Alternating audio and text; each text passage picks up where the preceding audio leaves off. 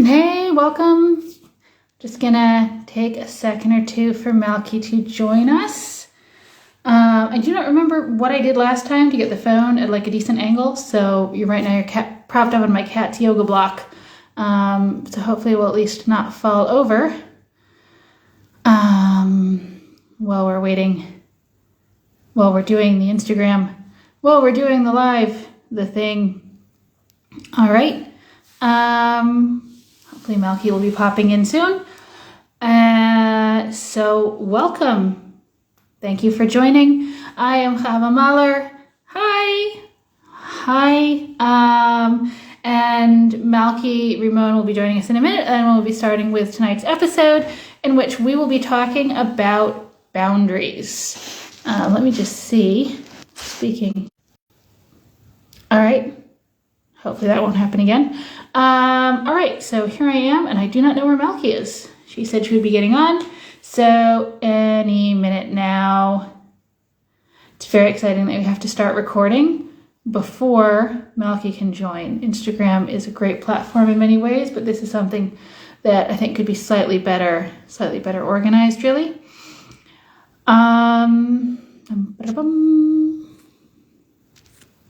Text message,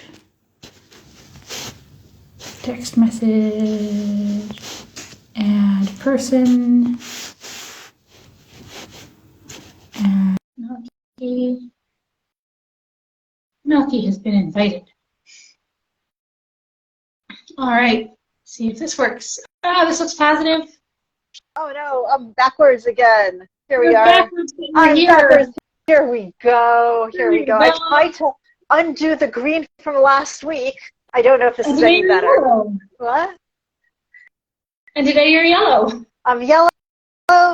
Yeah. You know what? Okay, fine. I'm gonna go with that because Okay, is it you're better not than green? What? I tried to correct. I tried to color correct. I don't know if I succeeded. Okay. No, you're not green. What? I'm not green. So okay, already. You're not green. Okay. Absolutely. All right. So after a brief foray into technical difficulties, we are here. I think that at this point, technical difficulties are just going to have to be part of our brand. Absolutely. Or part of doing Instagram lives. I don't know. Also true. Also true. Possibly inherent with the media. Medium. Anyway, to anyone watching who doesn't know us, welcome. I'm Havva Mahler, expert in classical Chinese astrology, and with me is Malkie Rimon, and I am a life coach for women who are trying to make their way through this crazy place we call life. And thank you for joining us on our newly named Instacast. Yeah. Proud. There's a brand and there's another brand, a logo and everything. Which we will be. It's already up on YouTube.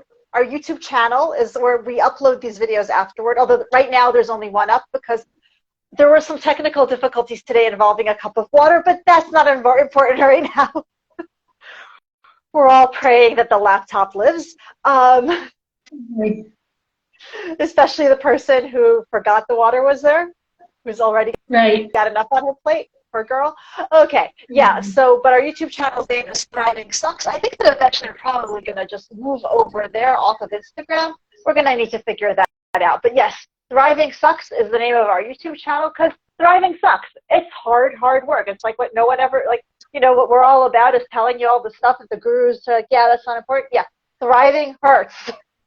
Getting to the place where you're thriving is not easy. So, and I'm super proud of the name of the YouTube channel is Thriving Sucks. As you see, we get comments below and we can answer them. I'm so this is so exciting. It should be easy to find. Right now we just have the first video we did together up, but it's over the course of a short period of time I should upload the other, as of today, 3. And then we'll figure out if we're going to be doing this or if we're going to be moving there. Because each one, seeing as how technical difficulties are kind of what we have and what we do, it'll be a bit to figure that out. Okay. Oh, Thank you so much, Simcha. Yeah, that's our channel. Okay, thank you for sharing. And we should probably look out and to add a link. Yeah. I'm also super proud of the branding. We wanted something that was halfway between my branding and Havva's branding, and I think we nailed it. Pretty much. So it's worth checking out. Okay, so we are here. We are gathered here today after after a detour into several different areas to talk about boundaries. I have so much to say. Okay. Okay. You want to start us off? We can be here for hours. But you know what? First, I would really love for you to discuss how you see boundaries from your classical Chinese education and all of the work that you've done since. What do you see? Absolutely. Absolutely. So when I was a little baby acupuncture student, we had a guest lecturer come in to talk about the 5 elements and the psychological aspects of them. And among other things, just I think it was a 2-hour class. Among other things, he had this little quiz for identifying like the different elements inside your personality. And one of the questions that he asked, and I love this one, I've carried it with me ever since, is he was like, well, how do you feel about boundaries? And there were a number of options there, and there was like, boundaries? What are boundaries? And there was, I hate them, I love them, and then there was, I need them and I hate them. And you know, each elemental energy or psychological aspect of a person, depending how you want to describe it, sees boundaries differently, right? So for the water just like doesn't recognize boundaries unless they're too big, and then you go around. And the fire hops over the boundaries, and the earth is like, yeah, boundaries are good, but I don't really need them because I'm a lump of dirt. So, like, it's not like I go anywhere, and I don't really care if people walk over me. The metal loves boundaries because boundaries are like, it's like metal. It's like, that's what metal is. Metal is boundaries. Metal is the outside. Metal is protection. Metal is that distinction between in and out, or good and bad, or my tribe and not my tribe. And then the wood hates boundaries. Boundaries are like the opposite of everything the word stands for. But if the wood is healthy, then it knows that it needs them. Because untrammeled creativity and growth and progress and drive, if you've ever grown tomato plants, which my mom used to grow, and we never actually ate any of the tomatoes because she also had chickens, and chickens and tomato plants are a match made in heaven if you're a chicken. But basically, if you plant a tomato plant, it grows up a bit, and then it falls over and it lies on the dirt and it looks kind of sad, and then chickens step on it and all of the tomatoes rot. But if you plant a tomato plant inside one of those little wire, like climbing cage things, then your tomato plant can grow up to be really, really high, and it can get lots of sun, and the tomatoes are held up off the ground so they can grow to be like full-size tomatoes before the chicken comes and eats them. And so that's the healthy, there's like the love of boundaries, there's the boundaries, what boundaries, there's hating boundaries, but if we really want to grow, and if we're really driven to grow and to make progress and to thrive, and we know what's good for us, then even if we don't want the boundaries, we understand that we need them. Because boundaries aren't, besides being boundaries that limit us or limit others, they also provide a framework for our growth. Right. Okay. I knew your mother. I loved her very much. And I have questions that unfortunately she will never be able to answer, but I have questions. Yeah. Tomato growing techniques, among other things, I am sure. I did love her chickens very, very much, all of them. Yeah. So, okay, so here's where okay, so that was fantastic. So boundaries, we may or may not want them, we may hate them, we all need them. Okay, basically, in a nutshell. Okay, I come from an attachment worldview where boundaries are actually part of it. From where I'm, like with the lenses that I wear, boundaries are actually a developmental process that starts when a child is very, very young. We all know that the very, very first thing a child, like what's the child's a toddler's most favorite word. Anyone who's ever met a child who's about 1.5 years and has only one word, everyone knows what that one word is. It is no. When they mean yes, when they mean anything. No, no, no, no, no. No is establishing their existence as an independent unit. Exactly. This is me. This is me. This is not me. Me and not me. And of course, it's a terrifying process because up to it was like them and their primary caregiver, who, as far as the child was concerned, was one thing. And now all of a sudden they discover, wait, we're not one thing, and I want to have my ideas, and also this is terrifying. But that's the child the opportunity to say no is also giving the child, and to mean it and to respect it. I mean, listen, no to toothbrush, like there are limits to what I'm saying, because I can already hear the people who are like, oh no, you're one of the mothers who never wants to say no to her children. Goodness, please take away the opposite, because boundaries also mean giving your child boundaries and the importance of saying no to your child. They're part of the same process. Having the child be able to say no to things where they can say no to. Of course, there are things that they can't say no to, and it sucks to be too. It really does. It's a really awful time because the world is confusing and you have no control. And the only word you've got is no, and maybe it'll be respected and maybe it won't. It's kind of terrifying to be a very small child. At the same time, all people, all children, but definitely all children need to hear no. And it can be a no, and this is something that as a young mom I didn't particularly appreciate. Now as an older mom, I absolutely appreciate. No is a full sentence. You don't have to explain the no, because with an older child you can get into a negotiation that you will not win, even though the answer should still be no.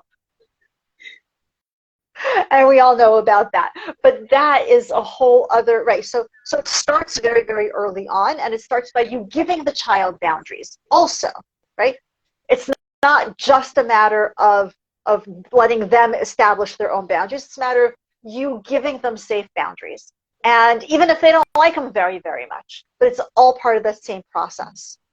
And then as the child gets older, and I mean, this happens one more time big in the teen years, where all sorts of things go nuts. But the process happens again, and they have to differentiate, and the child has to differentiate. Hold on, we're getting stubborn are exceptional. Oh yeah, all the more.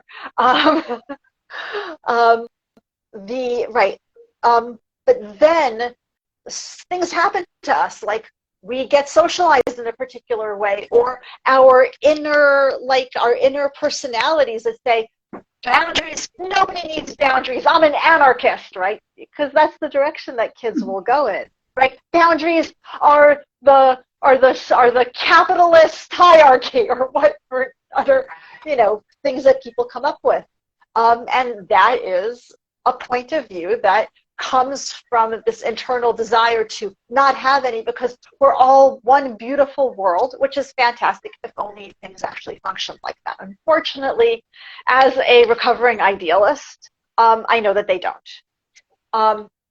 And there, in order to develop boundaries, we now have two things that we need. There are two pieces that become exceptional. The one is that sense that hopefully we were developing since childhood of I and not I, right?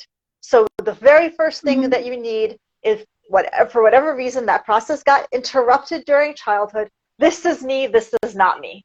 Having, like working with a stylist can be very, very helpful here for women, because yes, this outfit looks like me, this outfit does not look like me. With the right stylist who listens and respects, is one of the ways forward to say, yes, me, not me. So the very first thing is you need that sense of identity. And the next thing that you need is the confidence to know that what I need matters. So those are the two foundational moments of boundaries. There's a third piece, which is the warning. Yes. Your internet connection is not great. You've been freezing a couple of times. I don't know if it's just me. I'm not sure exactly. It's coming across people who are watching. I am so sorry on that whole diatribe. Okay, right. So there, I just changed the way I'm connected to the internet. It should work better. Is it working better? Okay. It looks good. Okay. Looks good. Okay. My apologies. Right. So those are the foundational pieces. Can you go back and give us number 3 again? Okay. Go back to where? Number 3. Okay. So number 3 is actually like kind of like a, yeah, it's a kind of a side point, which is that boundaries are for you. Boundaries are never to control other people. The word no, when little toddlers say no, sometimes they'll experiment with no to see if they can make you do or not do something, which is, again, totally valid. They're 2 years old. They're trying to figure out what, how this whole life thing works. Toddlers are fantastic. But me and not me does not mean you have to do this for me. Those are not the same thing. A 2-year-old can get confused with that, and people who have, and people who don't develop maturity at the same rate as maybe their peers do can get confused there. But me and not me is not the same as you do what I want. Absolutely. Okay. Yeah, the boundaries we establish are only for ourselves. Interesting, if you go back to pre-verbal children, so babies that are just either still in utero, just born, or also something I see in the NICU, is that they've been doing studies and seeing that pregnant mothers who have regular schedules, particularly I think they're looking at sleep, but I'm not sure about eating. If you are pregnant and you have a regular sleep schedule, the odds are much higher that your baby will develop a regular sleep schedule soon after being born, which is another, it's an expression of a certain not exactly a psychological boundary that I'm establishing, but just it's an expression of that same way to divide our life up into a time for wakefulness and a time for sleep, which is psychologically the same, or energetically at least, it's the same concept. And then one thing that they're also discovering with babies in the NICU, babies who were born too early, is that physical contact is essential for them. This has been known for a really long time, but not just physical contact of keeping them warm, but specifically rubbing them, giving them, if it's possible without risking infection, letting them feel where the boundaries of their body are. Because if you think about it, in utero, you're always having contact. There's pressure, and you can feel where you are and what you're developing into, which is something that you lack if you're in air, basically. Yes. And so from my perspective, if I'm talking about adult women who are having trouble with boundaries, I might suggest, in addition to the stylist idea, which I love, things like getting massages, like physically feeling where your boundaries are, or getting into like giving yourself self-hugs and massaging yourself, going for a massage or for a shiatsu treatment or something like that, and breathing exercises, or just mindful breathing, which is where you're really paying attention to the exact boundaries of your body and the universe and the atmosphere around you. And that boundary is actually, part of it is happening inside your body, right? When you first take the air in, it's still part of the outside world until in your lungs you perform that transformation of accepting something in and releasing something. That's really beautiful. Thank you for sharing that. I hadn't thought of the breathing exercise. Okay. Bunny suggests that yoga also, yoga is also another way to get a sense of your body's, and where your body is in space and in relation to the environment. Okay. A couple of minutes ago, she also asked about prioritizing when we're developing boundaries. If I understand your question correctly, hold on. If I understand your question correctly, how do we prioritize other people when we're talking about our boundaries? I actually had a client a couple weeks ago who I was talking to about maintaining boundaries with a relative, and we were talking about it, and like basically taking the same idea and chewing on it a lot and looking at it from different directions. In the end, she said, oh, wait a minute. So if I set up really strong boundaries for myself, and I know exactly where my boundaries are, then the other person can feel freer to try things, to do things, to reach out to me without, feeling like they're risking hurting my feelings or overwhelming me or anything like that. Because, if someone else knows that I'll say no when it's important, then they're okay asking for more. Or different, or asking for different. I have a client right now who's dealing with without, like, can I go into this? You know what? I can talk about something that happened to me. This is because I do it without going into what happened. Was what's going on to my client. I was in a relationship with somebody who I would try to establish boundaries with. They would get trampled or ignored, and then I would, and then I would just try to pick up the bricks and put them back, and they would get trampled and ignored. This was years ago. Much therapy later. But what happened was that every time that person dangled the promise of it's going to get better, I would believe it. And that, looking now, like, that's got to be like that was the boundary that I was missing, right? Which is believe what believe what the person shows you, not what the person tells you, right? This is like, that would have been a useful boundary, as opposed to me trying to protect myself from their chaos. It would have been wiser for me to protect myself by acknowledging that they were bringing chaos. Right? It seems like it's like a fine distinction, but it really isn't one. No, it's really, again, it's your boundaries are, you can only ever establish boundaries for yourself and the behavior. Exactly. You can't bound another person's behavior. Exactly. Hard as you may try, you can try. It won't. It'll be it will end in disaster, and that's probably ending in disaster is probably the best case scenario. Because at least it ends and it's not dragging on forever. Right. And I think that it takes more than a little bit of confidence to say, to basically what you just said was really, really key, because my boundaries, if I have my boundaries with that certain, like, internal confidence that comes from knowing who I am, that knowing what is me and what isn't me, like, we just set the boundaries from there, right? Then we're not going to get hurt when someone pushes up against them, and we say no. They might get hurt, but they'll figure out, ideally, that we're not getting hurt. We're just saying this is what it is, and having that internal sense of confidence is a really, really key it's a really key component, and I think that that's where a lot of people struggle. Well, I think it's also something that we need to build and develop over time, and one of the ways that we get stronger is by getting hurt, right? Yeah. If you go to the gym and you hurt afterwards, that's how you build your muscles, by doing a little bit of harm to them. And so it's possible that when someone hits up against one of my boundaries, it will hurt me.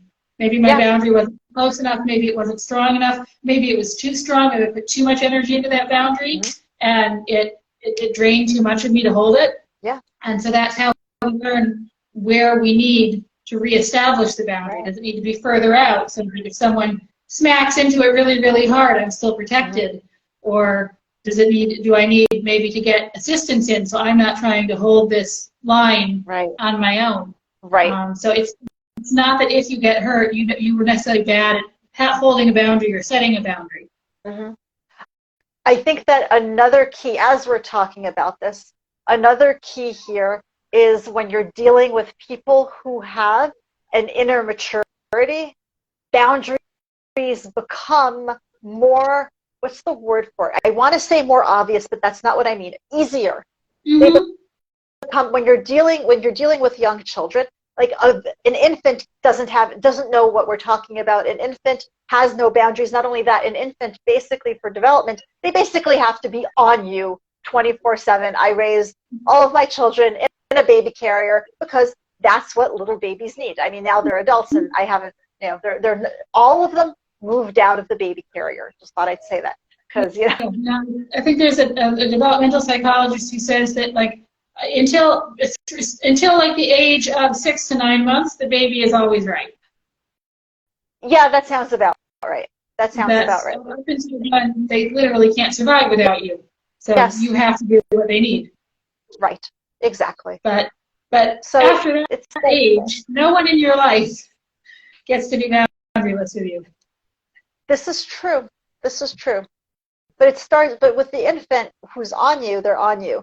But even then, like young children, they like a basic boundary that adults have is when I close the bathroom door, it means the bathroom door is closed. Don't come in. My dog gets it, although I understand that my dog was well trained way before I got her. So my dog understands this. Not a single toddler I have ever known understands this. They need to be with you. They will follow you everywhere, and that includes the bathroom. Wherever you go, they go. It's part, and developmentally, it's really, really important for them. Partially because separation is terrifying, and even like implied separation is terrifying. And that's, by the way, when we're talking about implied separation is terrifying, this is true for adults. This is not just true for children. This is true for people with human nervous systems. That's what it's true for. The implication of separation is terrifying. Just that young children are more literal about it. Yeah, a lonely monkey is a dead monkey. Yeah, yeah, and here we are. Yeah. So there's so that's like a really important piece. So as people mature, that I, not I, becomes stronger, and what it allows is that I, not I, allows a natural development of, oh, you, and I can see you not just in the context of me, but as the context of you. When you're dealing with the immature, that doesn't exist. And by the way, the immature can be in their 60s or older. Oh yeah. Well, there's also another thing, just because you brought up the older population, is that according to Chinese medicine, when you get to the very end stage of life, like up until now, yes, like you have to develop the I, not I, that boundary, that division between the external world, the internal world, and then in a lot of I don't know a lot about like Buddhism and the Tibetan Book of the Dead and all of that, but strictly from the Chinese medicine perspective, preparing for death, like one of the things that happens psychologically is beginning that I, not I, dissolving.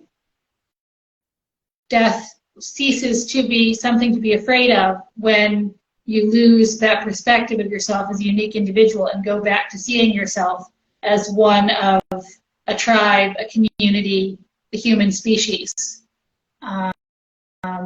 And so someone who never quite fully developed that independent sense of like, I am a person, you're a different person, and I am I, and you're not you, as they get older, because they might slide faster into that whole we're all one, and what hurts me hurts you, and what hurts you hurts me, and I should know if you're hungry, and you should know if I want something. I'm a Jewish mother. I assume everyone is always hungry. Worse, I'm a Russian Jewish mother, Soviet Russian, Soviet, all these identities, they get all screwed up. But I assume everyone is always hungry and must be fed. I heard a saying today, the appetite comes with eating. Someone claimed it was an old Russian mother saying. The appetite comes when I say you eat, well, you must eat. Thank you so much for joining us. I'm afraid I have a hard cutoff. Oh, man. I was just, okay. We like scratch, this is, again, we scratch the surface. Yeah. So what are we going to do next week? Where will we move on from here? Wow. Okay. You know what? I think that, honestly, this was part one. I think that somebody, okay, I don't see this entire comment, but okay. But you know what? Nowadays, many women don't realize their boundaries. how vast they are. They still suppress and are depressed. I see lots of cases on a daily basis. May I please have your advice on how to make them realize? Wow. Yeah, so we can answer that question next week. How do you feel about that, Havva? Okay.